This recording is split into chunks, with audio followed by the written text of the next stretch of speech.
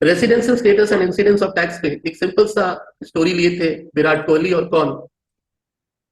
तो दो लोगों के बारे में बात किए थे, कि कोहली और वार्नर साहब के बारे में, कि कोहली है तो इंडियन सिटीजन और वार्नर साहब फॉरेन सिटीजन, लेकिन सिटीजनशिप एक अलग कहानी है और इनकम टैक्स का रेसिडेंशियल स्टेटस एक अलग कहानी है।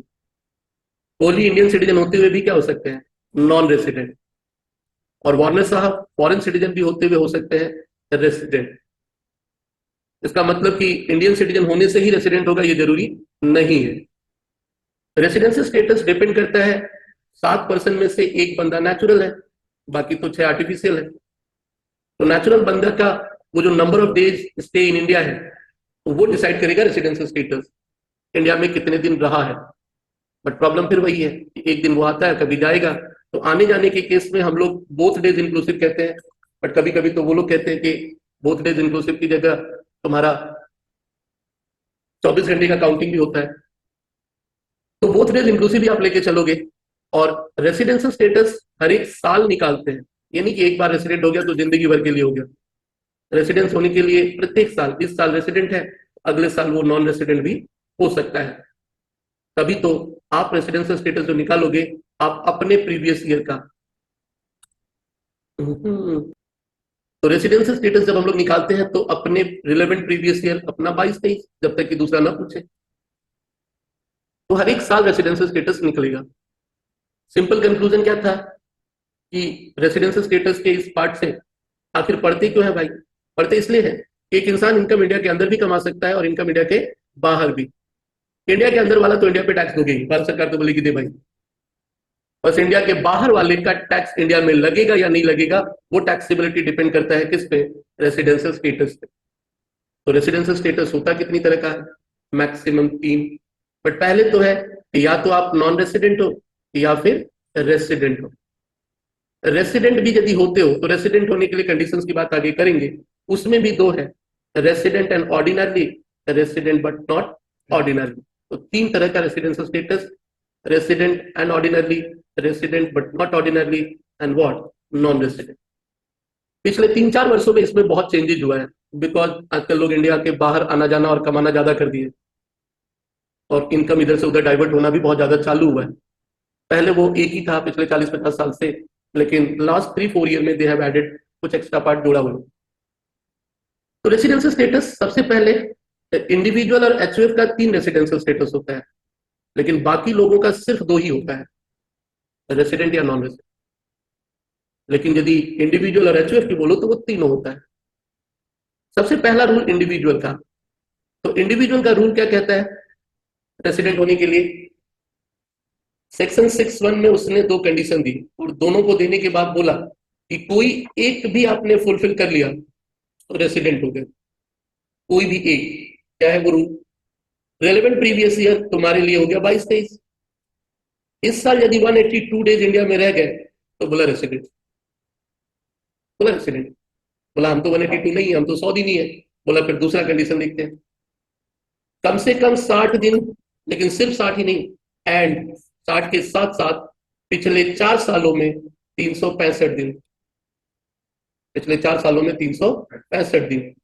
तो दोनों में से कोई एक फुलफिल किया तो रेसिडेंट। मतलब ये कि यदि आपको कोई सवाल दे और सवाल देने के बाद बोलता है कि भाई बताओ इलस्ट्रेशन 3,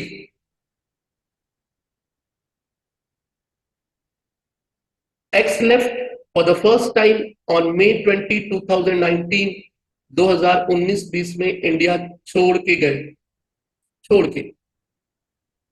फाइनेंशियल ईयर 22-23 ही केम, आए इंडिया में 27 मई 22 को, और 20 जुलाई 2022 तक रहे। तो बोला बताओ रेसिडेंशियल स्टेटस क्या होगा? तो 22-23 का हमें पहले उनका प्रेजेंस निकालना होगा, क्योंकि रिलेवेंट प्रीवियस ईयर मेरा कौन सा, आरपीवाई 22-23। और 22-23 चालू कहां से, अप्रैल 22 से लेके मार्च 23 तक, यहां तक का पहले स्टेटस देखना है। 27 मई को इंडिया आए हो, क्योंकि उसके पहले तो आप आ रही हो, तो अप्रैल में तो हो ही नहीं। 27 मई को यदि आए तो 26 मई तक छोड़ दो, मई में 5 दिन, जून में 30 दिन और जुलाई 20 तक रहे, 20 दिन, उसके बाद फिर नहीं हो, फिर चले गए, तो रहे तो 55 दिन ही, रहे कितना, 55 दिन। कंडीशंस तो आपने दोनों में से कोई भी एक भी फुलफिल नहीं किया, तो फिर आप कहलाओगे नॉन रेसिडेंट। अब रहा कि देखा तो बहुत छोटा ही, लेकिन लिखते वक्त तो थोड़ा सा फॉर्मली लिखना होगा, यानी लिखते वक्त आपको थोड़ा सा सजा के पूरा लिखना होगा। क्या कि भाई 23-24 असेसमेंट ईयर का रिलेवेंट है ये, तो उसके 22-23 में टोटल रहा 55, वो कोई भी एक कंडीशन जो कि 6(1) में 2 है फुलफिल नहीं कर रहे हैं, इसलिए वो नॉन रेसिडेंट, तब जाके 5 में 5 देगा। नहीं तो यदि ऐसे ही दिखा दिए 55 नॉन रेसिडेंट, तो बोला ले लो 2 नंबर, 3 उड़ा देगा। यदि खाली इतना लिखे, अब 2 और 3 तुम्हें लगता है क्या फर्क पड़ता है भाई, 100% 5 था, 40 ही मिलेगा, 60 जानते हुए भी नहीं मिलेगा, तो 60 जानने के बाद भी नहीं मिलेगा, लिखना पड़ेगा पूरा, तब जाके तुमको वो 5 देगा कि हाँ भाई 5 दो अब। और इसी तरह सब में से 60-60 उड़ते रहा, तो हो गया फिर जो टैक्स में ज्यादातर होता है, टैक्स में बहुत ज्यादातर होता है, क्योंकि 2-4 पास पे है, बंदे एग्जाम के बाद फेल हो गए, प्लस सर ऐसा हो ही नहीं सकता, पूरा टैक्स समझ में आया था, हमारा पेपर मांगा 500 लगा के, 500 लगा के पेपर मंगाया, क्या किया था, पूरा कहानी पढ़ लिया था, ठीक है, और क्या लिखा, he is non resident, he is non resident, और दिया 1 नंबर, हम बोला वो भी बहुत दे दिया वो भी बहुत दे दिया भाई, 5 में से 1 दिया तो आधा भी देता तो चलता, नॉन रेसिडेंट लिखा तो। अगले का 27-28 आया था, 30 पास था, वो बोला ऐसा कैसे हो सकता भाई, सब समझ में आया था, समझ में ना आया था, लिखा कितना था तो। और फेल हुई थी वो बंदी, 500 लगाने के बाद हम बोले कि बहुत मिल गया, ये भी नहीं मिलता, ऐसे ही शॉर्टकट शॉर्टकट, ना कोई फॉर्मेट ना कोई प्रेजेंटेशन, दे के आ गए इसीलिए थोड़ा लिखने की आदत बनानी पड़ेगी, क्योंकि समझ में आना अपनी जगह, लॉ है उसे बताना पड़ेगा पूरा। चल, रेसिडेंट होने के लिए 2 में से कोई एक कंडीशन क्या है, फुलफिल करना पड़ा, चलो रेसिडेंट तो हो गए, लेकिन रेसिडेंट होने के बाद तो आगे और भी देखना था भाई, रेसिडेंट होने के बाद आगे ये देखना था कि ऑर्डिनरली हो या वॉर्ड, नॉन रेसिडेंट हुए काम ही खत्म, आगे क्या सोचना, लेकिन रेसिडेंट होने से तो फिर आगे क्या है, ये दोनों भी सोचना होगा, और ये दोनों सोचने के लिए कंडीशन है वॉर्ड, सेक्शन 6 सब सेक्शन 6 का दोनों कंडीशन फुलफिल करना होगा, तो आर दोनों में से दोनों नहीं हुआ या एक भी हुआ तो रेसिडेंट। बट तो भाई वो क्या बोलता है, वो बोलता है 6(6) में पहला कि प्रीवियस ईयर तो जो होना था हो गया, पिछले 7 सालों में 730 दिन होना चाहिए, पिछले 7 सालों में 730, और पिछले 10 सालों में, पिछले 10 यानी वो 10 साल का कहानी, आपका रेसिडेंट होना जरूरी, 10 में से 2, रेसिडेंट होने के लिए वही ऊपर का दोनों में से कोई एक कंडीशन, तो वही है कि 7 साल में 730 और पिछले 10 साल में 2 साल रेसिडेंट, तब जाके कहलाओगे रेसिडेंट एंड ऑर्डिनरी, नहीं तो बट नॉट ऑर्डिनरी। सवाल की यदि मैं बात करूं उस सेंस में, तो फिर वही है कि 4 नंबर सवाल, इलस्ट्रेशन,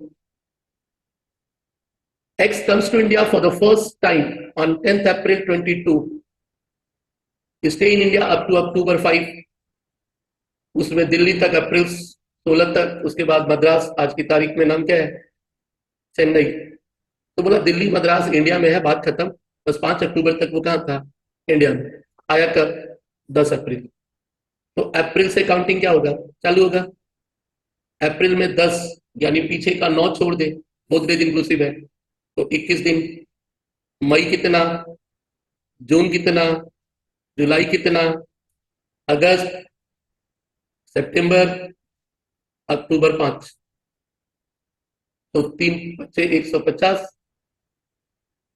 55, 358, 179, 182 तो हुआ नहीं भाई, 60 तो हो गया ना, 60 के बाद तो 365 भी चाहिए, 4 आया ही तो है पहली बार, तो पहले तो एक भी दिन नहीं, नॉन रेसिडेंट। तो उस केस में भले ही 179.60 हो गया, लेकिन पिछले 4 साल में तो वो है कितना, 0। तो 6-1 का दूसरा कंडीशन को फुलफिल नहीं कर पाए D1।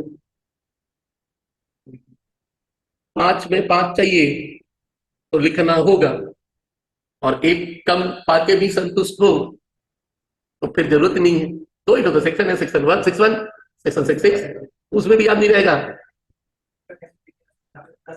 जब बार बार पढ़ोगे ना तो सेक्शन एक ऐसी चीज है कि वो याद हो जाता है। बार बार पढ़ने के लिए करना क्या है, 2-4 बार मन में सोचना ही तो है भाई। जिंदगी में एक समय के बाद जब उससे वास्ता लगा ना, तो आज हम लोग भी बहुत सारा चीज भूल जाते हैं। बस किसी ने सेक्शन बोल दिया तो याद आ जाता है वो वाला सेक्शन। मतलब तुमको यदि गली का नंबर पता हो, रोज गली में जाते हो और मान लो बहुत सारा गली घूमे हो, और कोई बोले 13 नंबर गली, बुलाओ 13 नंबर याद आ गया कहाँ है। तो नंबर एक समय के बाद वो क्या आता है, नंबर से ही याद आता है भाई। जब बहुत सारी चीजें होंगी ना तो टर्म से याद रखना क्या है, मुश्किल है। फिर वो नंबर से ज्यादा याद रहता है। ऐसे किसी चीज में भले ही वो सेक्शन का नाम आते ही फिर वो प्रोविजन से याद आ जाता है। टैक्सी आई, टैक्सी नहीं, कोई भी लॉ की कहानी वही है। जब आप उसमें रम जाते हो पूरा का पूरा, तो फिर तो खाली सेक्शन कोई बोले फिर तो शुरू हो जाता है ये सारा कहानी चालू। ठीक है चे? तो अब तुम लोग इसको तो आराम से कैलकुलेट कर ही लेगा। एक बहुत बड़ा प्रेजेंटेशन में ये था। 6 नंबर में जो फुल है उसको देख लेते हैं। इंडिया में रहते थे कब से, 1998 से, भले ही आप फॉरेन सिटीजन हो। इंडिया छोड़ के गए 16 जुलाई को, वापस आ गए 4 मार्च को। बोला रेसिडेंशियल स्टेटस बताओ। तो 16 जुलाई 22 को गए, तो अप्रैल में तो इंडिया में ही थे। अप्रैल 30 दिन इंडिया, मई 31, जून 30, जुलाई 16, छोड़ के गए। तो काउंटिंग के समय दो अलग अलग है। एक है कि पहले थे ही नहीं, तो पहले थे ही नहीं तो पहले की तरह तो जीरो ही रहा। और एक है क्या कि आप पहले से थे और छोड़ के गए हो। फिर उसके बाद जुलाई के बाद अगस्त 0, सितंबर 0, अक्टूबर, नवंबर, दिसंबर, जनवरी, फरवरी, मार्च 4 को आ गए, तो 3 दिन छोड़ दे, तो 135, 182 तो नहीं हुआ, 60 हो गया। और पिछले 4 साल में 365 चाहिए। पहली बार ही छोड़े हो 16 जुलाई 22 को, पहले तो हमेशा ही थे, तो 365 भी हो रहा है। 7 साल में 730 भी हो रहा है। 10 साल में रेसिडेंट भी हो, तब जाके आप कहलाओगे वॉट। पहले 135, 6-1 का दोनों कंडीशन लिखा। फिर बोला कि 1998 से तो आप रह रहे हो और इस दिन छोड़े हो, तो सेकंड कंडीशन तो आप फुलफिल कर ही लिया। फिर 6-6 का 2 कंडीशन है, ये दोनों फुलफिल करे किए हो, तब आप कहलाओगे वॉट। पूरा लिखने का मतलब यही था।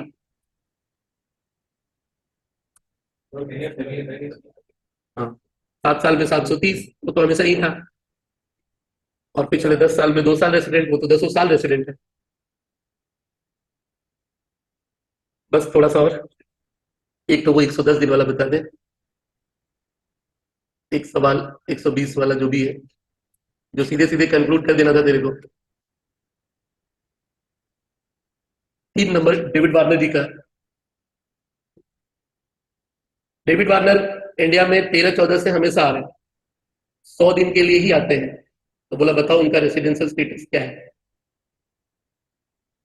तो 100 दिन के लिए आते हो तो 60 तो हो रहा है ना, और 4 साल का 365 भी हो रहा है, रेसिडेंट तो हो गए। अब रहा, रेसिडेंट हो गए तो 6-6 अपनाते हैं, 7 में 730, तो 100-100 दिन करके तो 700 ही हुआ भाई। 100 दिन करके कितना हुआ, तो 730 तो हुआ नहीं, तो फिर 6-6 का तो दोनों नहीं हुआ, तो आरबी एन हुआ, आरबी एन हुआ। लेकिन 100 की जगह 110 आ गए, तो एक 770 हो गया, 730 तो हो गया। और पिछले 10 साल में 2 साल भी हो गया, क्योंकि 60, 365 तो सभी हो रहा है, तो आर हुआ। बुझले, रेसिडेंशियल स्टेटस का ये बेसिक पार्ट, और 50% सवाल बेसिक ही रहता है। बाकी जो है वो तो 80-20 का रूल है। एक सुना है रूल, पैरेटो का सिद्धांत, पैरेटो रूल 80-20 कहता क्या है, हमको तो यही समझ में नहीं आता है। कौन किसका रूल था, पैरेटो रूल। पैरेटो रूल क्या, 80-20। पैरेटो रूल 80-20 क्या कहता है, बोलो।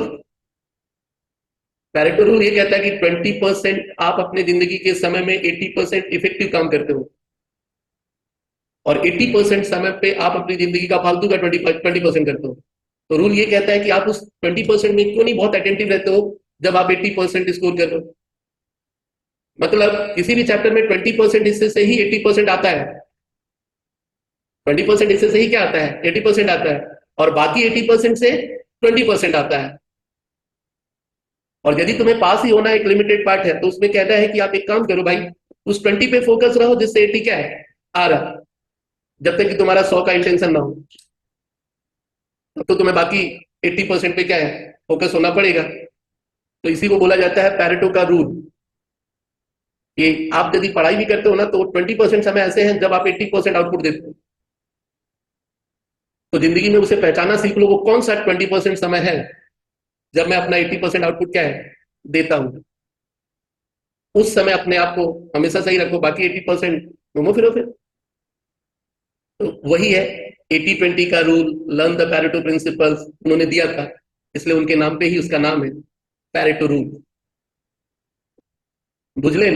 तो मेरा कहना था कि रेसिडेंशियल स्टेटस में अभी जो सीखा तो वो 20% है जिसे आता 80 है, बाकी 80 जो है उसे आता तो क्या है 20 है।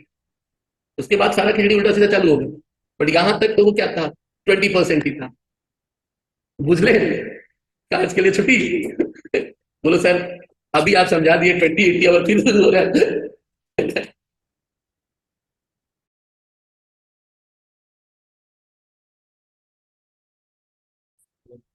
क्वेश्चन नंबर 22 खुद सोचो, आसान है, सीधा सीधा।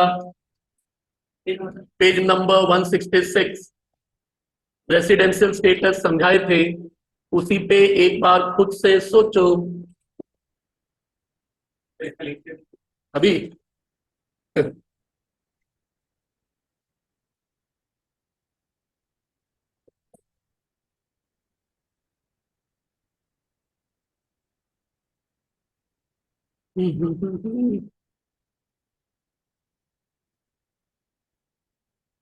चलिए 22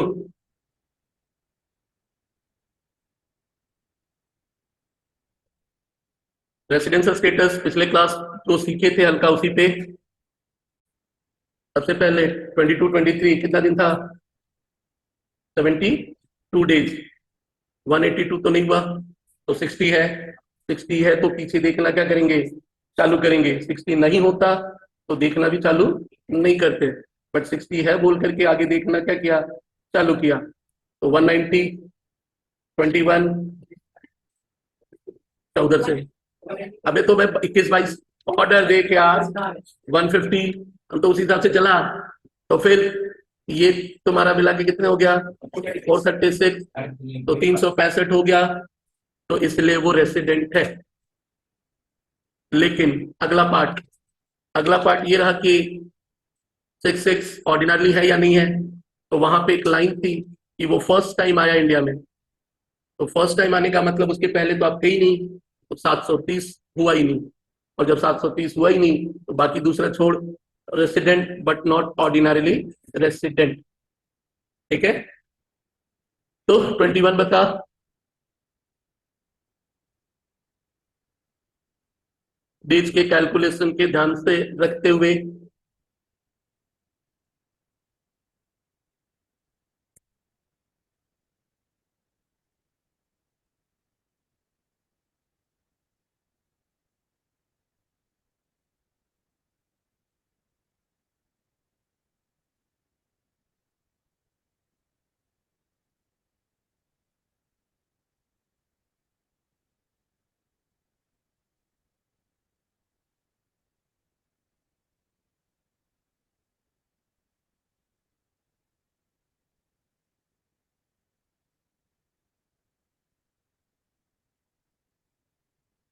तो सबसे पहले वो आया कब इंडिया? 16 अप्रैल 22। और छोड़ के कब गया? बीच में वो कहाँ था उससे अपने को कोई लेना देना नहीं है। तो एक तरह से डेटा की यदि बात करोगे तो वो आया है 16 अप्रैल 22 और छोड़ के चला गया 13 दिसंबर 22 को। तो फिर 22-23 रेलेवेंट प्रीवियस ईयर है अपना। और असेसमेंट ईयर 23-24 के लिए कैलकुलेशन कर रहे हो। तो सबसे पहले अप्रैल में 16 को आया, 15 दिन छोड़ दो, तो 15, 31, 38, 31, 38, 31, 30 एंड 13, 242 डेज। उसके पहले तो ऐसे तो 182 तो हो ही गया, तो जब 182 हो गया तो ये 4 मुझे जानने की जरूरत नहीं है, इससे अपने को कोई लेना देना ही नहीं। और ऐसा है तो सीधा सीधा 6-1 का पहला कंडीशन तो वो क्या किया, फुलफिल कर ही दिया, satisfy the what, first condition यदि आप कर दिए तो फिर आप रेसिडेंट हो गए। लेकिन उसके बाद वाली कहानी 6-6 वो तो आप किए नहीं, तो resident but not ordinary. 182 days वाले कहानी से चला। अब थोड़ा सा तुम्हें लिख करके बताना होगा, सवाल आपने भी देखा कि रहेगा कैसा। चलिए आगे बढ़े थोड़ा एक और कैलकुलेशन पे। अप्रैल में तो 16 तारीख काउंट होगा, 16 तारीख काउंट हो जाएगा, तो पीछे का 15 छोड़ दो। बोथ डेज इंक्लूसिव है, जिस दिन आओगे उस दिन भी और जिस दिन जाओगे उस दिन भी। तो रेसिडेंट बट नॉट ऑर्डिनरली हो गए। तो रेसिडेंशियल स्टेटस 6-1 और वो 6-6। अब चले आओ थोड़ा सा बात करें कुछ अलग केसेस पे। तो अलग केस की यदि बात करोगे तो फर्स्ट ऑफ ऑल कुछ स्पेशल केस था। कुछ स्पेशल केस ये था कि यदि आप सेकेंड कंडीशंस को फुलफिल कर रहे हो, कौन सा कंडीशन, सेकेंड कंडीशन, तो सेकेंड कंडीशन 6-1 का क्या था, 60 डेज एंड 365 डेज। रेसिडेंट होना टैक्स पेयर के लिए सही नहीं है, वो चाहता है नॉन रेसिडेंट होना।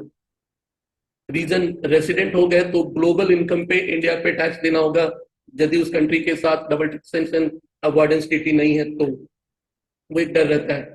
तो लोग चाहते हैं कि नॉन रेसिडेंट रहो, इंडिया के इनकम पे तो लेना ही है टैक्स इंडिया गवर्नमेंट को, इंडिया के बाहर वाले इनकम पर इंडिया में टैक्स देना है या नहीं ये डिपेंड करता है किस पे, रेसिडेंशियल स्टेटस। तो लोग चाहते हैं नॉन रेसिडेंट, बट क्लॉज ऐसा है कि 2 महीना भी इंडिया में रह गए ना, पिछले 4 में 365, तब तो रेसिडेंट बना दिया जाएगा।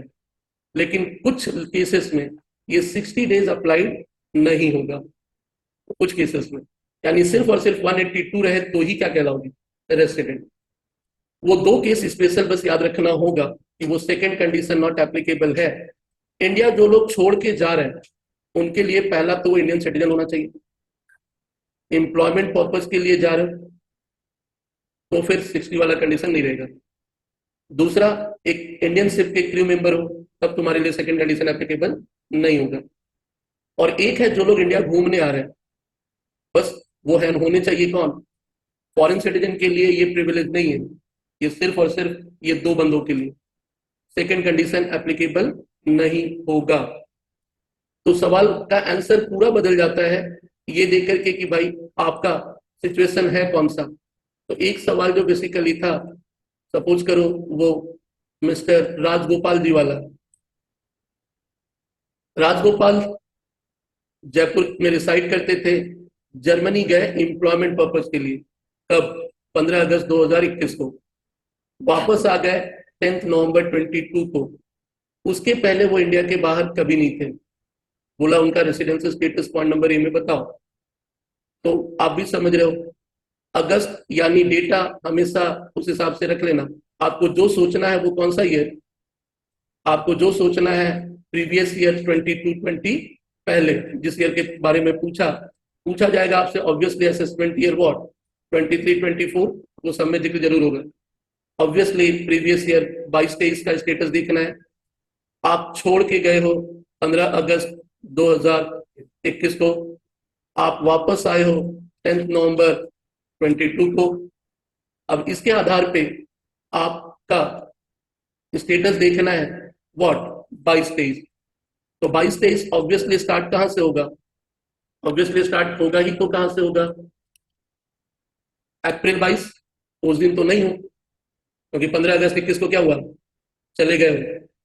फिर आए हो कब, 10 नवंबर 22 को, तो पहला जीरो सीधे सीधे नवंबर से कैलकुलेशन स्टार्ट होगा, कुछ नहीं बोला तो इंडिया में ही थे, तो 10 नवंबर को इंडिया में आए हो, 10 काउंट होगा।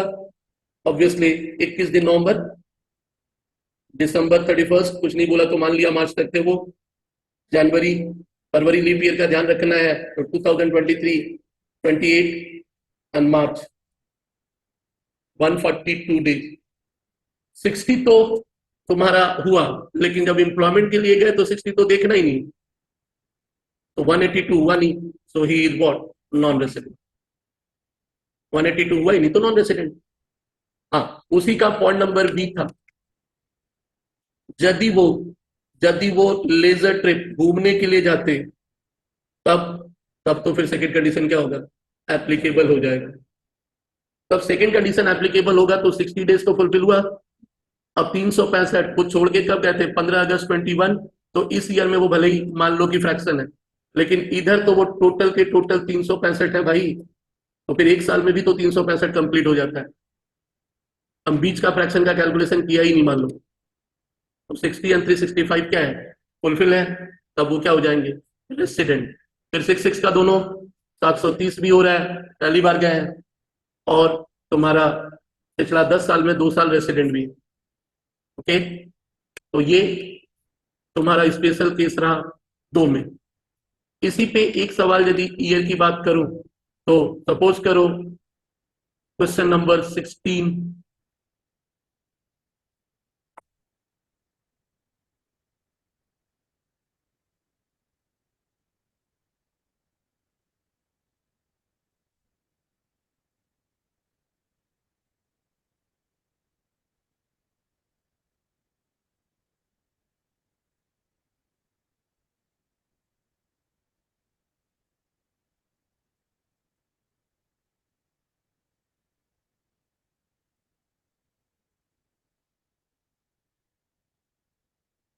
तो 3 अक्टूबर से काउंट करना चालू करोगे, इंडिया छोड़ करके गए, 3 अक्टूबर से चालू करोगे या 3 अक्टूबर तक काउंट करोगे, 3 अक्टूबर तक काउंट करोगे।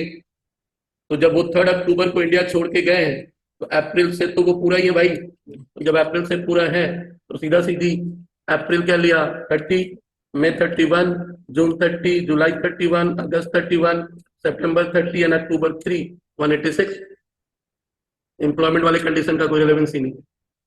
ओके, तो रेसिडेंट हो गया, and resident and what, ordinary.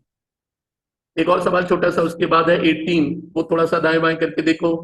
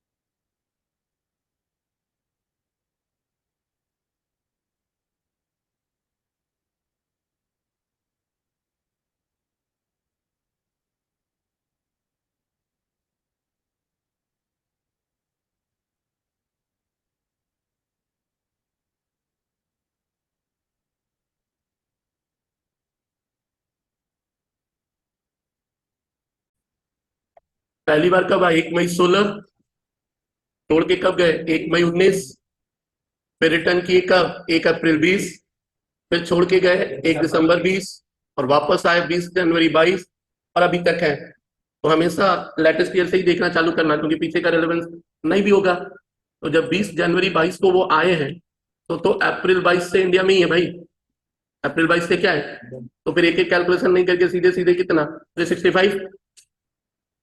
1 अप्रैल 22 को वो कहाँ पे, इंडिया में, तो सीधे सीधे उनका हो गया 182, तो फुलफिल, रेसिडेंट। अब चाहिए 7 साल का 730, तो फिर आप हिसाब किताब लगाना होगा, बट उसमें 2 साल तो ऐसा था, 17-18 और 18-19, मई 19 को गए, तो 2 दिन तो वैसे ही 365 हो गए, बीच में हम कैलकुलेट नहीं भी करें तो चलेगा। यही मामला थोड़ा सा एक एक साल बढ़ा देता तो कैलकुलेशन थोड़ा अलग हो जाता। क्यों, 22-23 होने से तो फिर 22-23 का भी हाल देखना होता, और फॉरेन सिटीजन है तो वो कैलकुलेशन भी क्या है, रहता। तो यदि वो मान लो कि 20 जनवरी 23 को आए होते, सपोज करो, तो हालात क्या होता, पहले तो जीरो था, और आए कब वो तो 20 जनवरी 23 को यदि आते तो 21 हटा दो, 10 दिन, फरवरी 28, मार्च वॉट, तो उस केस में तो तुम्हारा नंबर ऑफ स्टे क्या होता, 69, तो 60 तो हो ही गया, 60 हो गया, तो फिर पीछे का क्या देखना पड़ता, 365। अब लेफ्ट कब किए थे वो, 1 दिसंबर 20, और वापस कब आए थे, 23, तो 21-22 का हाल क्या रहा, 0, 21-22 का हाल क्या रहेगा, 20-21 में कब आए, 1 दिसंबर, कब आए, 1 दिसंबर छोड़ के कब गए, सॉरी 1 अप्रैल 20 को आए थे ना, तो 1 अप्रैल 20 को आए थे, तो 20-21 का कैलकुलेशन में क्या रहेगा, 1 अप्रैल 20 को तो आ गए हैं, तो पूरा का पूरा 30, 31-23 छोड़ के गए हैं कब, दिसंबर, और दिसंबर का कितना दिन लिए, 245, उधर 1 मई 19 को छोड़ के गए थे, तब छोड़ के गए थे, तो 1 मई 19, 19-20 का हाल, 19-20 का हाल में क्या रहेगा, अप्रैल 19 में है इंडिया में, 1 मई को भी इंडिया में है, और इधर 31 रहा, लेकिन ये मिला करके तो 400, 365 हो ही गया, चार मिला के क्या चाहिए, 365, तो थोड़ा सा मेरे ख्याल से सामने वाले का इंटेंशन यही रहा होगा, बस डेट के कारण वो थोड़ा गड़बड़ हो चुका होगा।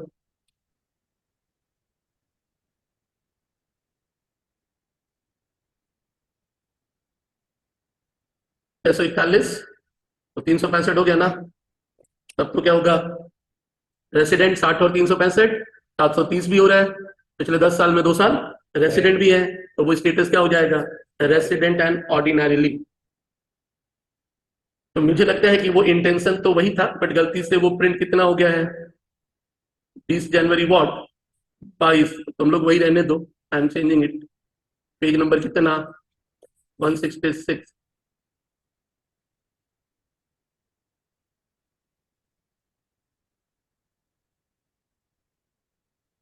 तभी उस कैलकुलेशन में थोड़ा मजा रहेगा। चलिए, तो रेसिडेंशियल स्टेटस, अब मैं इसके बाकी खिचड़ी वाले हिस्से में नहीं जा रहा हूँ, जो नया नया अमेंडमेंट था, वो सब कुछ नया अमेंडमेंट आया तो है, special case that is what, ये न्यू अमेंडमेंट, इतना भगवान पे भरोसा करके जाओ, ठीक है, न्यू अमेंडमेंट की कुछ कहानी है। कारण क्या है कि मैंने कहा ना, लोग आजकल विदेशों में ज्यादा कमाने लगे हैं, सरकार को भी लगा टैक्स क्या करना है, लेना है, तो सरकार ने इसीलिए कंडीशन क्या डाला कि भाई आप फॉरेन सोर्स का इनकम छोड़ दो, और इंडिया में 15 लाख से ज्यादा कमा रहे हो, सरकार को लगा पैसा वाला हो, हम तो तुमको रेसिडेंट बनाएंगे कम दिन रहने पे भी, कम दिन रहने पे भी, और फिर जो विदेशों में कमाए हो उस पे भी इंडिया में क्या करेंगे, क्योंकि टैक्स प्लानिंग वाला मैंने कहा ना कि लोग बहुत उल्टी खोपड़ी के हैं, ऐसा ऐसा कंट्री में जाके अपने आप को रेसिडेंशियल दिखा देते हैं, सरकार भी समझ जाती है इस सिर्फ टोपी देने वाला है ये। अब दुनिया के कितने कितने कंट्री है अभी तक, 180-200 कितना है भाई, यूनाइटेड नेशंस ने कितने को मान्यता दी है, बाकी तो बहुत सारे मान्यता नहीं भी है, जिनको रिकॉग्नाइज नहीं भी किया वो भी है, एग्जिस्ट करते हैं। तो कंट्री दुनिया में ऐसे तो बहुत, जैसे यूनाइटेड नेशन से रिकॉग्नाइज किया करीब करीब 180 से 190 के आसपास है, जहां तक मैं जानता हूँ, बट एग्जैक्ट नहीं पता, तुम लोग गवर्नमेंट जॉब का तैयारी कर रहा होगा तो रखा होगा, सत्यम को पता है। चला, तो ये कुछ स्पेशल केस है जहां की वो 60 दिन वाले कंडीशंस को हटा के कितना किया, 120, और एक केस में तो बहुत अजीब प्रोविजन डाला, बोला देख भाई तू 6-1 नहीं करता होगा, फिर भी हम मान लेंगे कि तू क्या है, ये बहुत डेंजरस पार्ट है, डीम्ड, ये डीम्ड वाला जो पार्ट है ना, बोला भाई हम तो ले लेंगे, तो इंडिया में एक दिन भी मत रहे, और कौन सा कंट्री है देख क्या लिखा, if not liable to tax in, यदि तू दूसरा ऐसा कंट्री में है, क्योंकि कुछ कंट्रियां बहुतों को लुभाती है, क्या भाई मेरे यहाँ आजा हम तेरे से टैक्स नहीं लेंगे, तो वो भी बंदा सोचता है यार, अब सीधा सीधी समझ जा, यदि तू 100 करोड़ यहाँ कमाएगा तो भारत सरकार को 40-45 करोड़ देना होगा, तो उसको क्या लगता है, काहे को 45 करोड़ दे भाई, चल उस कंट्री में चलते जहां पे टैक्स है ही नहीं, जहां पे टैक्स है ही नहीं, तो फिर वो बंदा क्या करता है, उस जाके वहां पे रह लेता है पूरा कितना, यहाँ पे 59 दिन दिखा देता है खुद को, और उधर रह जाता है 306 दिन, और फिर वहां पे सेटअप वेटअप डाल करके कमा के फिर वहां से यहाँ लेके आके बोलता वो तो इंडिया के बाहर का है, भारत सरकार बोली देख हमको नहीं मालूम, वो वाला कंट्री टैक्स लिया, बोला ना, बोला यहाँ दे दे, बोला उस कंट्री ने तेरे से लिया नहीं तो यहाँ तू दे दे, बोला हम तो 59 ही रहे, बोला हमको नहीं मालूम, तो 0 दिन भी रहता तो क्या है, नहीं तो इंडिया से पूरा नाता तोड़ ले, वहीं जाके रहे, बोला हम इंडिया में रहना ही, बोला इंडिया में भी रहेगा, टैक्स भी नहीं देगा उधर भी इधर भी, तो सरकार ने उन लोगों के लिए ये दो प्रोविजंस क्या किया। हाँ, लेकिन क्या बोला, इंडिया में तेरा इनकम कितना है, 15 लाख से ज्यादा, कम है तो बोला कि ना छोड़ तू, यहाँ छोटा मोटा आसामी है। आसामी मतलब अपराधी, ठीक है। तो वही कुछ प्रोविजंस है, लेकिन अभी तक तो दिखा नहीं, और हमको नहीं लगता ग्रेजुएशन के लेवल पे ऐसी चीजों को वो रखेंगे।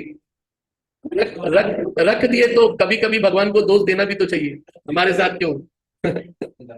ठीक है, तो होपफुली रखना नहीं चाहिए, उसके लिए फिर टेंशन मत ले। अब आजा रेसिडेंशियल स्टेटस एचयूएफ का, बोलो बोलो।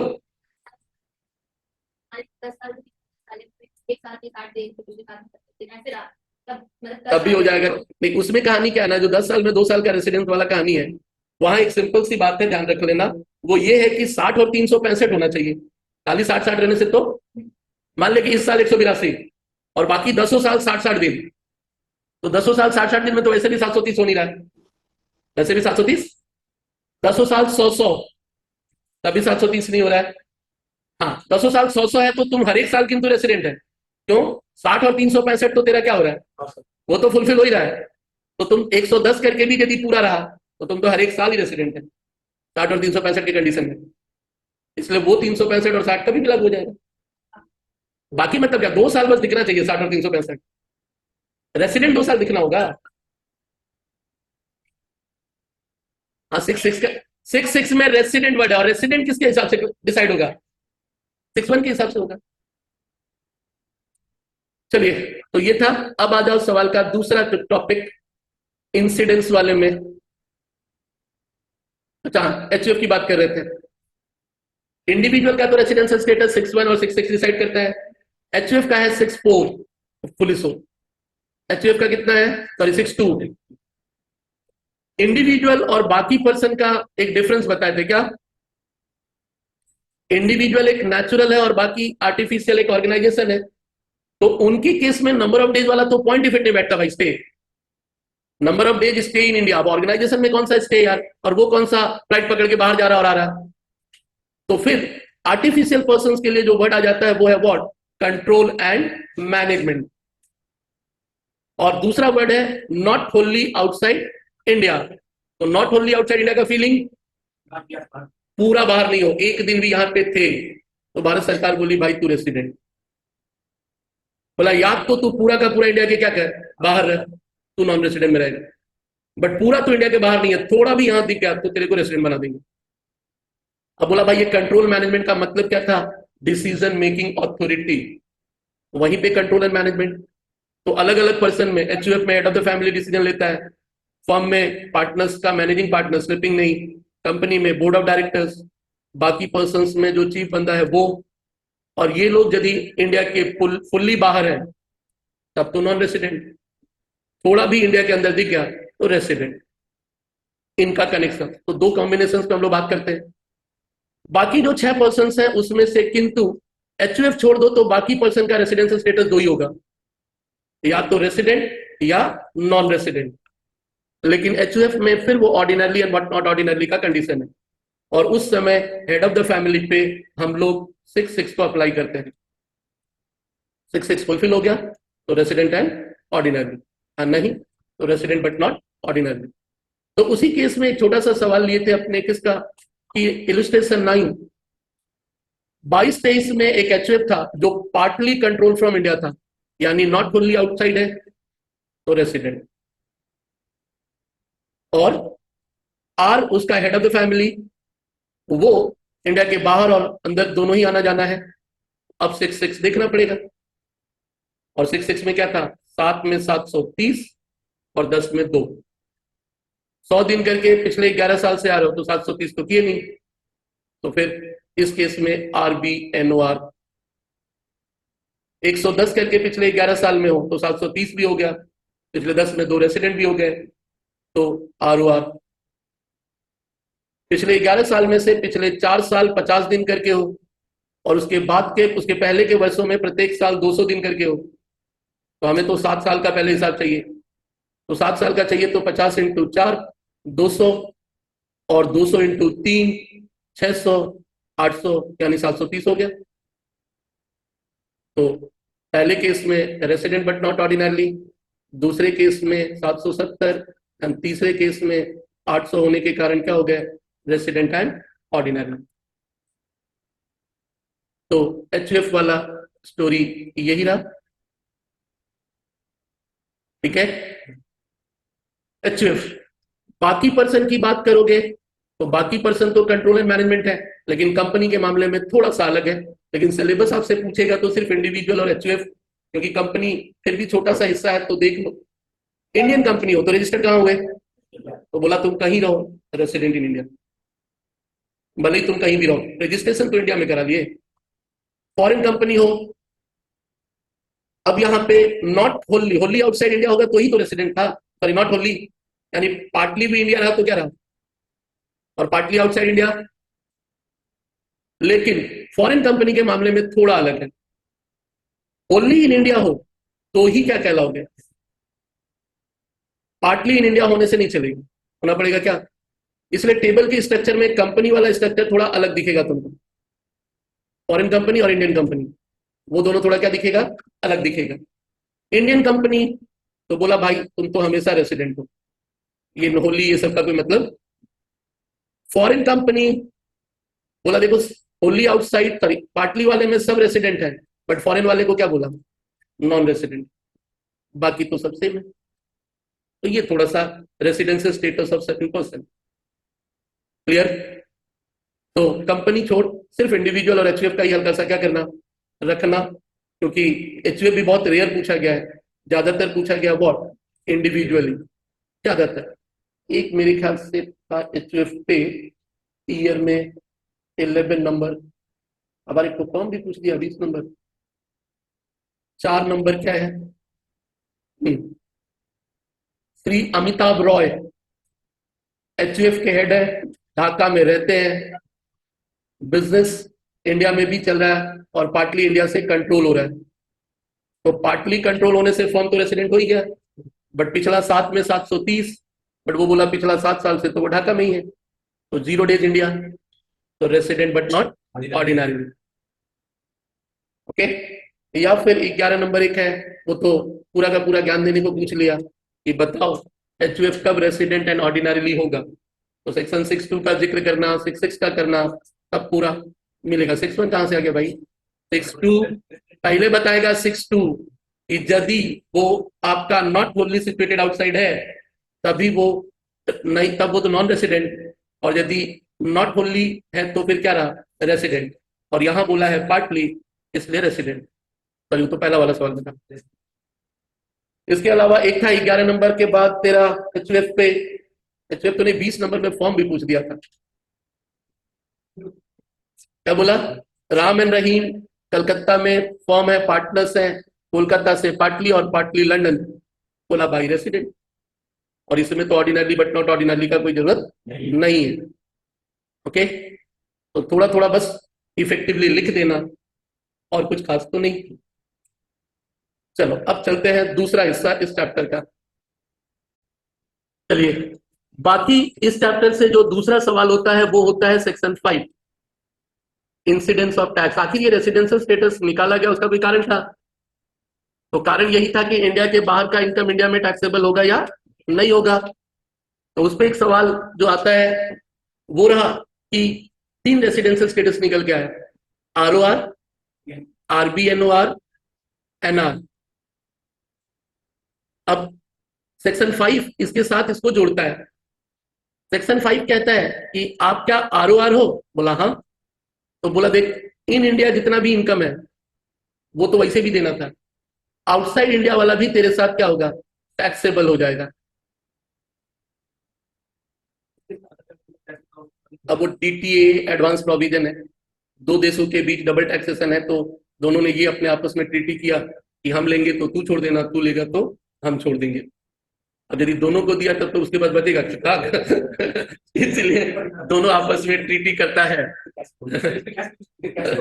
चला नॉन रेसिडेंट हो, अब नॉन रेसिडेंट हो या कुछ भी इन इंडिया, तो वैसे भी आपको क्या है, बस आउटसाइड इंडिया यहां होने वाला नहीं।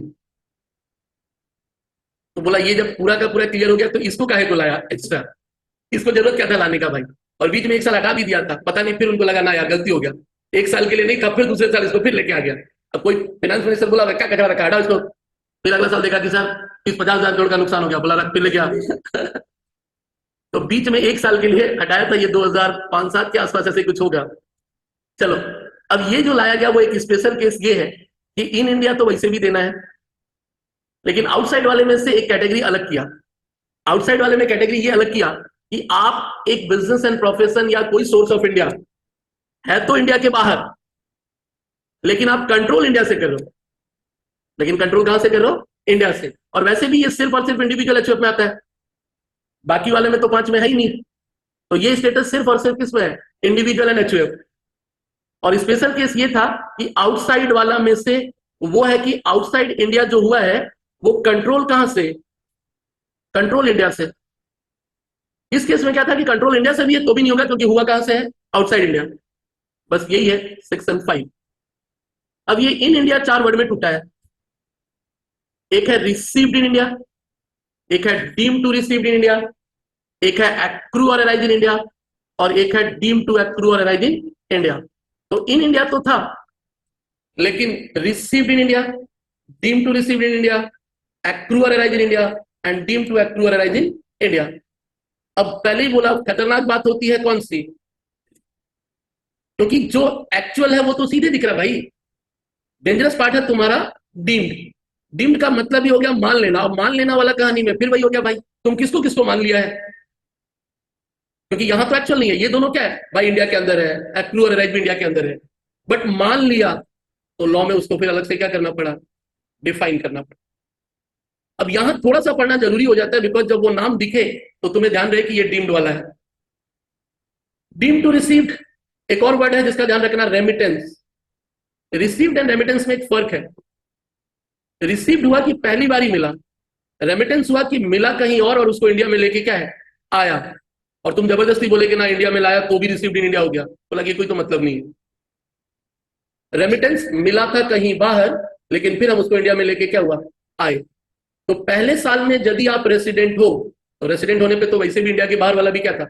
टैक्सेबल था, भले ही वो रेमिटेंस है। लेकिन आप यदि बाद के ईयर में उसको लेके आए हो, मिला था 2022 में, लेके आए 2023 में, तो 22 में यदि आप नॉन रेसिडेंट थे तो वैसे भी उस पर देना नहीं था। अब 23 में रेसिडेंट हो और जबरदस्ती बोले कि ना अब दो, बोला भाई जो होना था वो 22 में क्या है? हो चुका। इसलिए सब्सिक्वेंट ईयर में आरओआर होगा तो भी टैक्सेबल नहीं है। ये एक टेक्निकल प्रॉब्लम है, बस ध्यान रख लेना। Received remittance. डीम्ड की कहानी थोड़ी सी थी, तो डीम्ड वाले में वही कि तुम्हारे हाथ में नहीं मिला फिर भी मान लिया जाएगा। एग्जाम्पल के तौर पे एक टीडीएस लिए थे कि आपने 5 लाख का एफडी किया, 12% गवर्नमेंट ने ब्याज बोला था, मतलब बैंक ने, तो तुमको 60,000 इंटरेस्ट मिलना था, लेकिन बैंक ने टीडीएस का 10% 6,000 क्या किया? काट लिया। तो तुमको दिया कितना? 54। जब इनकम की बारी आई तो तुम क्या बोलते हो? रिसीव्ड मिला मेरे को 54, लेकिन इनकम टैक्स लॉ बोलता ना हमको 60 लेगा। बोला 6 तो हमको मिला ही नहीं, बोला हम मान लिया deem to receive. Deem to receive. बोला सर हमको 54 ही मिला है, बोला वो 6 तेरा रहेगा क्योंकि तू टैक्स लायबिलिटी से बाद में उसको क्या है? एडजस्ट कर सकता है। इसलिए मैं तो ग्रॉस अमाउंट को जोड़ूंगा। और वही चीज तुम लोग अदर सोर्स में देखा था कि नेट है तो उसको पहले क्या किया? ग्रॉस किया, इसी प्रोविजन के कारण। इसी तरह तेरा पीएफ में कंट्रीब्यूशन इंप्लॉयर कर दिया 12 से ऊपर, तो फिर बोला हमको मिला नहीं, फिर लॉ बोला हम मान लिया डीम टू रिसीव। तो इस तरह से वो कुछ प्रोविजंस थे, लेकिन खतरनाक है सेक्शन 9, डीम टू एक्रू और अराइजिंग। बस इस पूरी फीलिंग का पूरे सेक्शन का एक सिंपल फीलिंग है भाई, देखने में लग रहा है वो इंडिया के बाहर, लेकिन रियल में वो कनेक्शन कहां से है? इंडिया से। रियल में कनेक्शन इंडिया से है। अब कोई दूसरी कंपनी टीसीएस, मतलब मान ले कि तू लंदन में रहता है और टीसीएस के शेयर में इन्वेस्ट किया है, और टीसीएस के शेयर में जब इन्वेस्ट किया तो टीसीएस वाले ने डिविडेंड दिया। अब डिविडेंड का इनकम टैक्सेबल होगा, तो लंदन वाला बोला हम तो यहाँ है, बोला दिया कौन? इंडियन कंपनी, तो वो तो फिर डीम टू एक्रू और अराइजिंग इंडिया। तो ये सारा कहानी था, लेकिन धीरे धीरे इस सेक्शन में भी जुड़ता जाता है। तो पिछले 2 वर्षों में ये एक और जुड़ा है, gift outside what? India. India के बाहर गिफ्ट मिला, बोला भाई वो भी ले लेंगे कुछ स्पेशल केस में। तो चल इतना नहीं भी रहा तो चलेगा, एक टेबल था, लेकिन सबसे स्टैंडर्ड एक सवाल लिए थे, तो वो सवाल से इस कंसेप्ट को क्लियर कर लेना। इलस्ट्रेशन 11, क्योंकि इस चैप्टर से तेरा रेसिडेंशियल स्टेटस है, या तो रेसिडेंस स्टेटस पूछेगा या फिर ये दूसरा सवाल पूछेगा, या कभी कभी दोनों मिक्सअप भी कर देता है। क्या लिखा है सवाल? 22-23 के फाइनेंशियल ईयर में ये मिस्टर ए का कुछ इनकम है, ABCDEFG। बोला बताओ कि यदि वो बंदा रेसिडेंट है तब टोटल इनकम क्या आता, यदि वो रेसिडेंट बट नॉट ऑर्डिनरली है तब क्या आएगा, और यदि वो नॉन रेसिडेंट है तब क्या। रियल लाइफ में तो कोई एक ही होगा, रियल लाइफ में वो कोई एक होगा, तीनों नहीं होने वाला, बट आप इमेजिन करते हो कि तीन अलग अलग परिस्थितियों में क्या होता। तो पहला step, interest paid by Indian company received in London, तो लगा तो इंडिया के बाहर, लेकिन दिया किसने, तो ये डीम टू एक्रू और अराइज है, और डीम टू एक्रू और अराइज इन इंडिया हो गया, तब तो तीनों बंदों को क्या है, देना होगा। लिखना पड़ेगा वो वर्ड थोड़ा, प्रेजेंटेशन, पहले इनकम और फिर उसके बाद वो क्लॉज कि किसके तहत लिया। दूसरा रहा pension from farmer employer in India received in USA. अब कोई यूएसए का सिटीजन यहाँ आके नौकरी किया, नौकरी करने के बाद रिटायर्ड होकर वहां चला गया, और उस कंपनी का जो पेंशन था वो तो देगा, तो पेंशन तो मिल रहा कहाँ, यूएसए में, वो रहता भी वही है, लेकिन नौकरी का रिश्ता कहाँ से था, इंडिया से, तो ये भी क्या हो गया, डीम टू एक्ट राइजिंग, तो फिर ये भी तीनों में आ जाएगा। फिर profit earn from business in Paris, business Paris में, कंट्रोल इंडिया से, और हाफ इंडिया के अंदर रिसीव हुआ। जब हाफ इंडिया के अंदर आ गया तो बाकी से तो कोई मतलब ही नहीं है, रिसीव इन इंडिया होने से तो क्या रहा, तीनों ही केस, और हाफ इसका मतलब इंडिया के बाहर है, हाफ इंडिया के, लेकिन हाफ जो इंडिया के बाहर है उसमें फिर वही था कि कंट्रोल यदि इंडिया से हुआ है तो RBNOR में भी क्या था, तो फिर कहानी उसमें क्या रही कि 20-20 जो रिसीव था वो तो तीनों में, लेकिन जो इंडिया के बाहर हुआ उसमें आधा ही तो इंडिया से कंट्रोल हुआ था, तो रेसिडेंट होने पे तो पूरा था, बट इसमें ये वाला पार्ट भी क्या है, आएगा। नेक्स्ट चला income from agriculture in Bhutan remitted to India, कुछ नहीं बोला तो सेम ईयर में रेमिटेंस है। इंडिया के बाहर का एग्रीकल्चरल इनकम, इंडिया का एग्रीकल्चर इनकम का डेफिनेशन में ये है कि वो इंडिया में होना चाहिए, तो बाहर का यदि एग्रीकल्चर है तब तो टैक्सेबल होगा, और फिर वही रेसिडेंट हो तो इंडिया का बाहर वाला भी क्या होगा, आएगा। तो पहले वाला में आना है, बाकी दो में नहीं। लेकिन यही यदि मान ले जी होता income from agriculture in where, Chhapra Bihar तो ये तो इंडिया से है भाई, तो फिर इस केस में तो वो तीनों में ही नहीं आएगा, बिकॉज वो एग्जेम्प्ट है, वो एग्जेम्प्ट है। बाकी income from property in England receive there, property भी इंग्लैंड में और मिला भी कहां, तो पूरा आउटसाइड इंडिया, तो पहला में तो होना ही है भाई, बाकी दोनों में नहीं होगा। And past foreign untaxed income brought to India, past पहले का इनकम अभी लाए हो, तो जो होना था वो पास्ट में हो चुका है, अब कुछ नहीं होगा। देयरफॉर रेसिडेंट होते तो इनकम 68, बट नॉट ऑर्डिनरी हो तो 50, नॉन रेसिडेंट हो तो 30। बुझलें 17 ईयर का, during the previous year 22-23 Chaitanya, a non-resident residing in New York, earned a profit of 30 from a business in New York controlled from India. Half of the profit is received in India. He also brought past untaxed income of 1,75,000 in India. Discuss the taxability of his income in India for the assessment year 23-24. पहले वो कौन है, non resident, पहले वो कौन है, तो वो 175 तो वैसे भी नहीं आएगा क्योंकि पास्ट है, वो रेसिडेंट होता तो भी नहीं आता। चलिए उसके बाद बचा 30,000 बिजनेस इंडिया के बाहर बट कंट्रोल कहां से, और नॉन रेसिडेंट यानी तीसरा वाला कैटेगरी है, लेकिन आधा मिला इंडिया में है, उसके लिए 30 का आधा कितना, 15, वो इंडिया में टैक्सेबल हो जाएगा। ठीक है, इसके अलावा 15 नंबर में फिर छोटा सा था,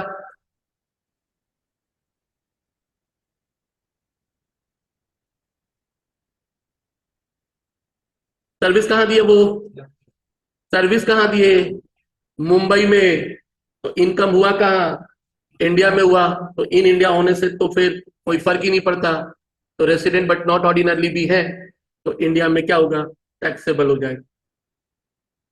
इसके अलावा 13 नंबर, दो केस में पूछा है आरबीएनओआर और व्हाट एनआर, आरबीएनओआर और एनआर। तो यदि आप एक ले लिए resident but not ordinarily and what non resident. सबसे पहला dividend from Australian company, dividend from Australian company. अब ऑस्ट्रेलियन कंपनी का मतलब ये हो गया इंडिया के बाहर, और इंडिया के बाहर आपका था, लेकिन आगे का कंडीशन भी ध्यान रखना है। क्या बोला? रिसीव देयर इन, यानी मिला भी वही, तो दोनों इंडिया के क्या है? बाहर है। अब जब दोनों इंडिया के बाहर है तो ना आरबीएनओआर में आएगा ना एनआर में आएगा। Nepal agricultural from Nepal received in India, received word डाल दिया तब तो फिर दोनों में आ जाएगा। रेमिटेंस एंड रिसिप्ट की फीलिंग थोड़ी सी अलग रख लोगे। थोड़ा गंदा लगता है कि भाई जब एग्रीकल्चर वहां हुआ तो इंडिया में कैसे मिलेगा। अब मान ले कि वो बंदा इंडिया आया होगा, यही मेरे को दे दिया। एक होता है कि वहां मेरे को दिया था और हम वहां से लेके क्या है आए होंगे। Pension from former employer in India. अब फॉर्मर एम्प्लॉयर इन इंडिया यानी deem to accrue arise in India, deem to, और वो तो फिर दोनों ही केस में आ जाएगा। तो deem to accrue arise in India क्या होगा? दोनों केस रहा। And next and last, profit from business in Thailand 250, यानी बिजनेस इंडिया के बाहर 40% इंडिया में रिसीव्ड हुआ और बिजनेस कंट्रोल इंडिया से, तो 2.5 लाख का जो 40% है 1 लाख, वो तो दोनों में आएगा। और बाकी जो 150 है वो सिर्फ और सिर्फ किस में आएगा? तो इनकम हो कितना गया? 570, और ये हो गया 420। ओके, तो दो पूछा है, पहले लिखना और फिर उसके नीचे उसका कारण भी कि डीम्ड है क्या है, वो चीज मेंशन करोगे। तो सवाल कुछ ऐसा ही रहता है भाई। 12 भी बना ही लोगे, बनाओ खुद से, खुद से बनाइए।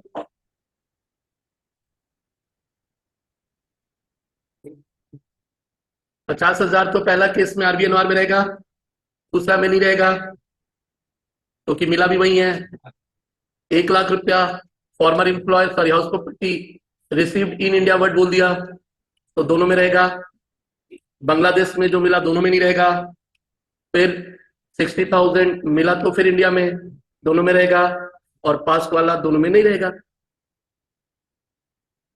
ओके, ठीक है प्रमाणिक जी, और कुछ है? और कुछ तो नहीं है। तो ये चैप्टर कौन सा था? एग्जाम्शन खत्म कर ले, छोटा सा एग्जाम्शन खत्म कर लो, अभी टाइम है तो थोड़ा सा फिर भी डिस्कस कर ले।